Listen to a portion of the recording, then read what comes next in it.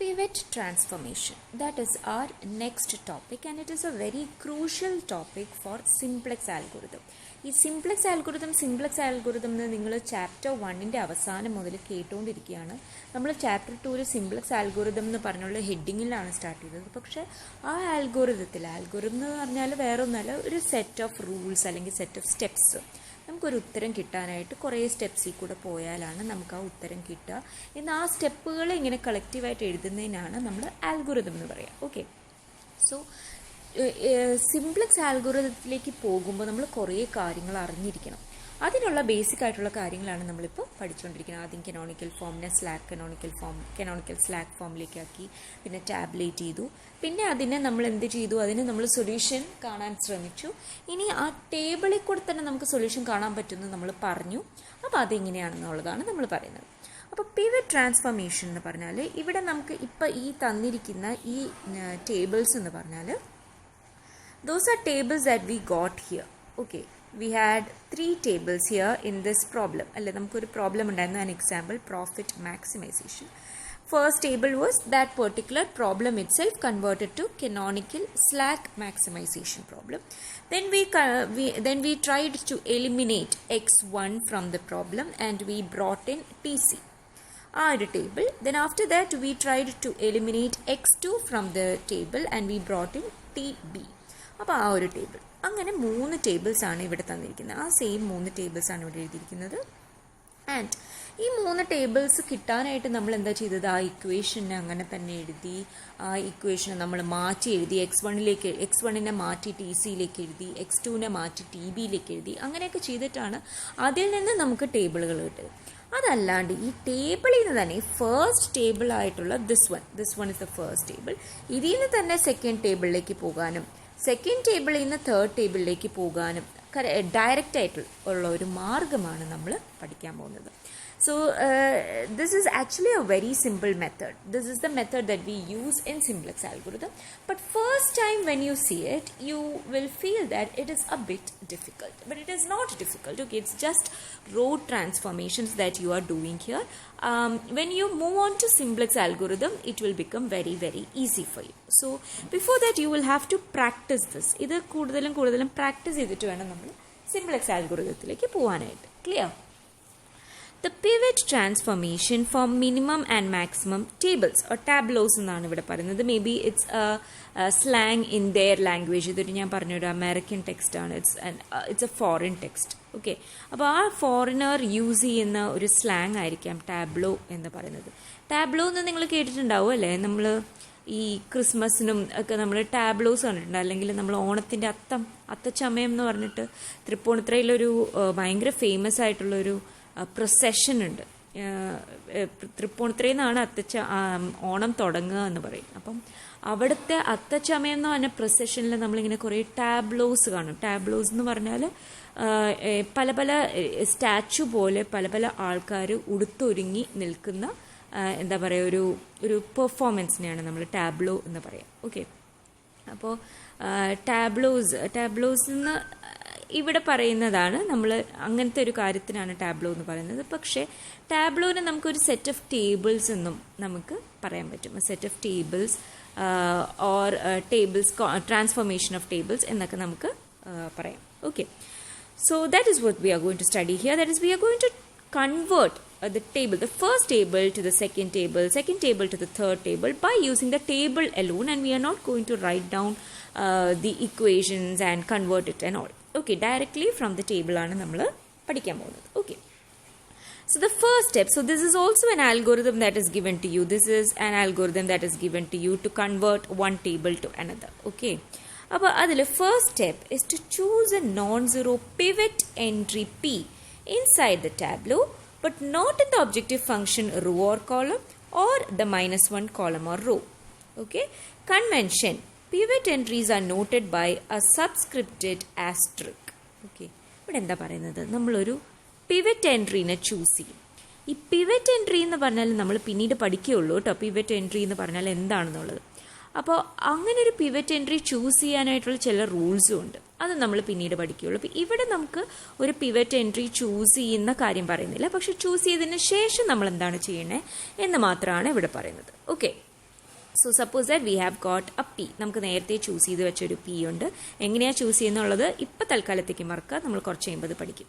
So we have a P that is chosen, but always remember that P will be chosen from the coefficients among the coefficients of the main constraints. അതായത് ഞാൻ ഒരു റോയിലും കോളത്തിലും ഒരു matrix എഴുതി കാണിച്ചിട്ട് അതിൻ്റെ പുറമെയാണ് x1 x2 ഒക്കെ എഴുതിയതും എന്താണ് b1 b2 എക്സെട്ര എഴുതിയതും ഒക്കെ അല്ലേ. ആ റോ ആദ്യം നമ്മൾ എഴുതിയ ആ മെയിൻ മെട്രിക്സ്, റോ അല്ല മെയിൻ മെട്രിക്സ് ആയിട്ടുള്ള coefficients of the main constraints ആണ്. ആ കൺസ്ട്രെയിൻസിൻ്റെ ആ കോഎഫിഷ്യൻസിൽ നിന്ന് വേണം നമ്മൾ പിവറ്റ് എൻട്രി ചൂസ് ചെയ്യാനായിട്ട്. So that is what is said here. Here you can see that this is the main row, അല്ലെ മെയിൻ മെട്രിക്സ്. ആ ഉള്ളിൽ കാണിച്ചിരിക്കുന്ന ഈ സ്ക്വയർ ആണ് main matrix. See, this is the main matrix. So this is the objective function row, because objective function de coefficients ഒക്കെ ഈ റോയിലാണ് എഴുതിയിരിക്കുന്നത്.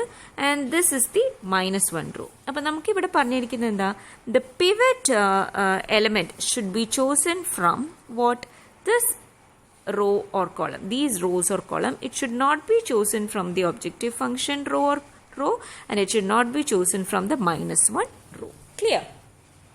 അപ്പോൾ നമ്മളൊരു പിവറ്റ് എൻട്രീനെ ചൂസ് ചെയ്തു. എങ്ങനെയാണ് ചൂസ് ചെയ്യുന്നത് പിന്നീട് നമ്മൾ പഠിക്കും. I'm again repeating that. So we have chosen a pivot entry. That is the first thing that you have to do. Second thing, interchange the variables corresponding to P's row and column, leaving the signs behind. അപ്പോൾ നമ്മളൊരു pivot element എടുത്തു. Suppose I am taking ഈ ഒരു 4 എന്ന് പറഞ്ഞ pivot element ആണ് എടുത്തിരുന്നെങ്കിൽ, there is a variable corresponding to the column of 4 and a variable corresponding to the row of 4, isn't it? അപ്പോൾ ഏത് ഒരു എലമെന്റ് ആ ഒരു പിവറ്റ് എലമെന്റ് ചൂസ് ചെയ്താലും, it can be this one, it can be this one, it can be this one or this one, ഏത് choose ചെയ്താലും there is a corresponding variable in its row and in its column, isn't it? There is a corresponding variable.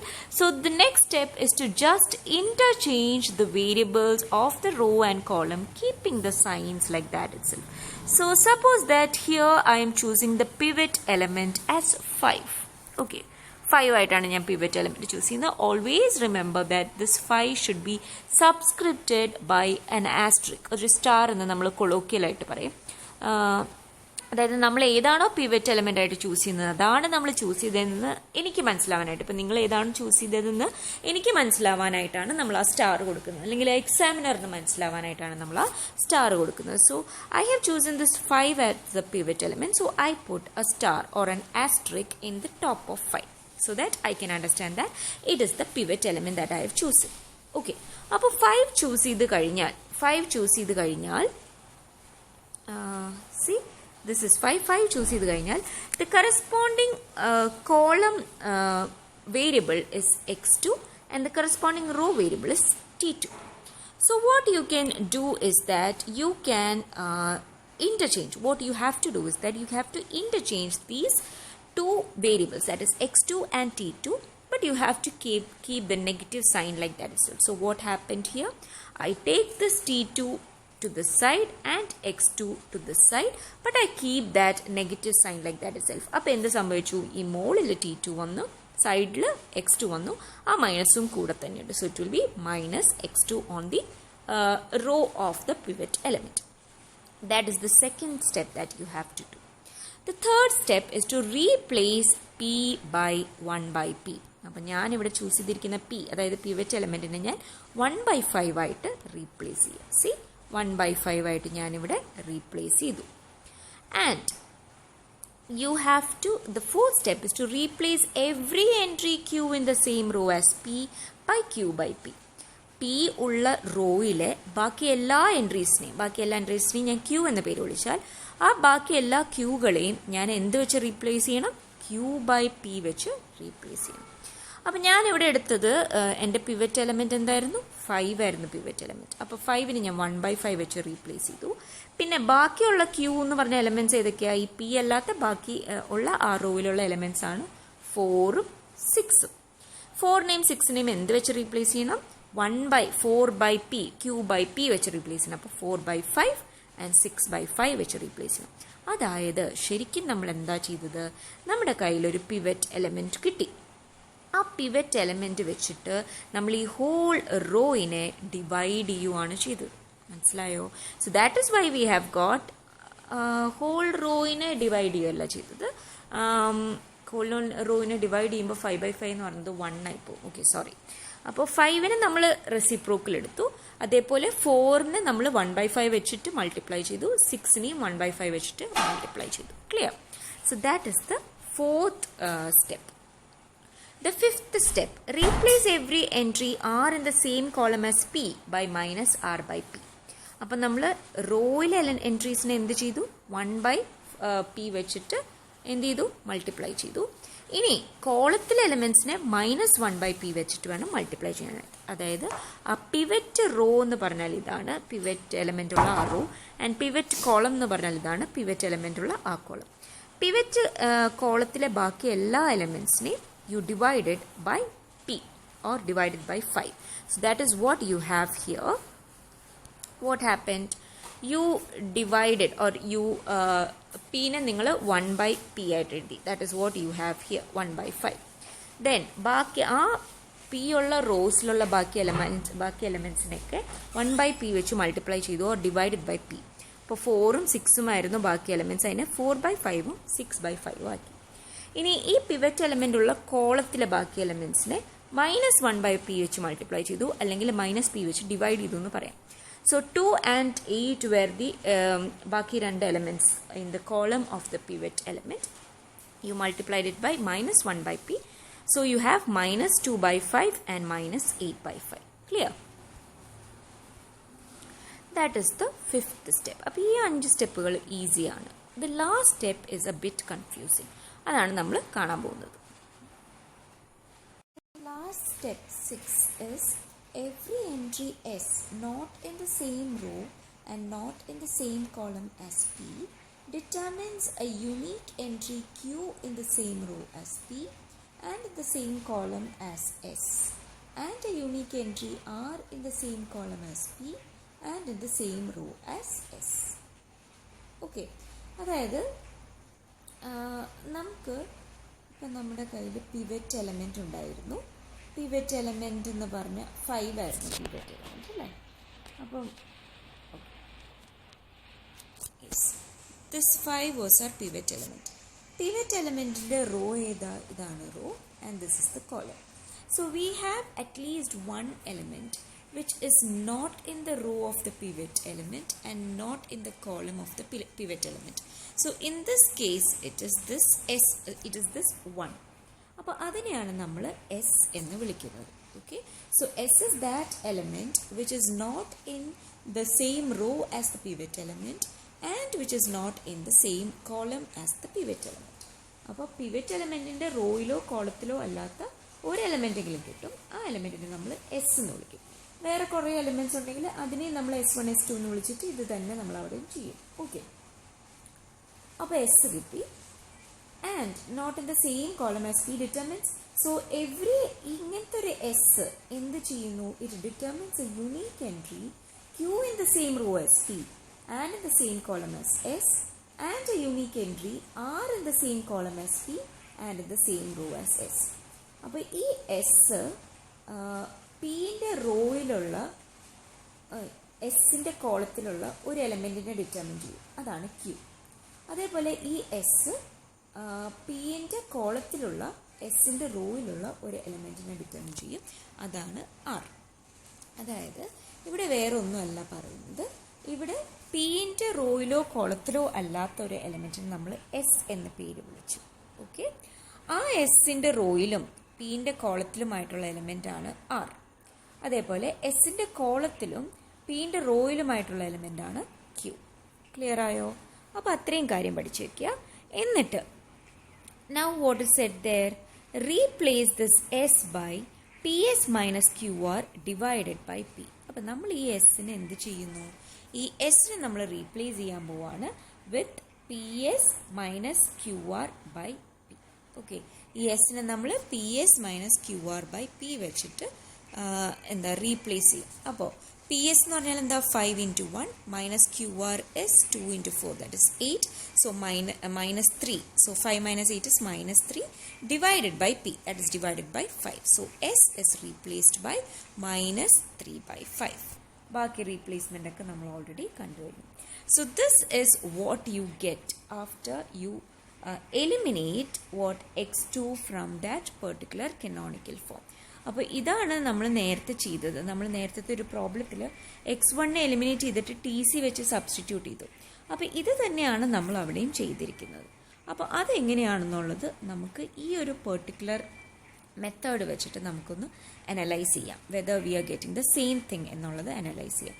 അപ്പോൾ നമുക്ക് എന്താ മനസ്സിലായത്, നമുക്ക് ഈ calculations ഒന്നും ചെയ്യാണ്ട്, അതായത് റീപ്ലേസ്മെൻ്റ് ഒന്നും ചെയ്യാണ്ട് ഡയറക്റ്റായിട്ട് ടേബിളിൽ നിന്ന് നമുക്ക് എന്ത് ചെയ്യാൻ പറ്റി, ട്രാൻസ്ഫോം ചെയ്തിട്ട് നമുക്ക് x1നെ x2നെ റിമൂവ് ചെയ്ത് t2നെ വെച്ച് റീപ്ലേസ് ചെയ്യാൻ പറ്റി.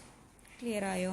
So that is what we did earlier also but by using equations. അപ്പോൾ നമുക്ക് ഇനി എന്ത് നോക്കാം, ഇത് എത്രത്തോളം ശരിയാണെന്നുള്ളത് അറിയാനായിട്ട് നമുക്ക് എന്ത് ചെയ്താൽ മതി, നമുക്ക് ആദ്യത്തെ ആ പ്രോബ്ലത്തിനൊന്ന് ഈ മെത്തേഡിൽ ചെയ്ത് നോക്കാം. Clear? So the first table after adding the slack variables were given like this. Okay, this was your first table. ഇതിൽ I choose the pivot element as this 2. So pivot element, as I told you, there is a method for choosing this pivot element, okay, that you will be studying later. But as of now, suppose the pivot element is this one. What should you do in the next table? So this pivot element, this is called P. അല്ലേ, ഇതാണ് P എന്ന് വരിക. Now you will have one element, okay, you will have one element which is not in the same column and in the same row as this P. So that one element can be this 2 or this 2. അപ്പോൾ ഏത് വേണമെങ്കിലും ആവാം.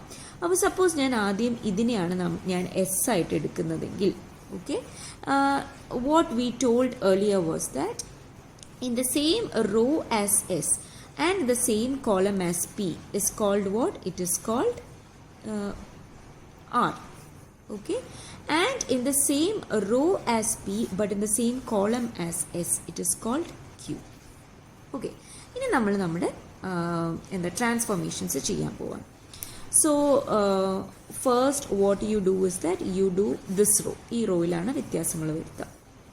Okay, so for doing that row, first of all let us just draw the table like this, and one thing you do is that instead of P you write 1 by P, so this will be 1 by 2.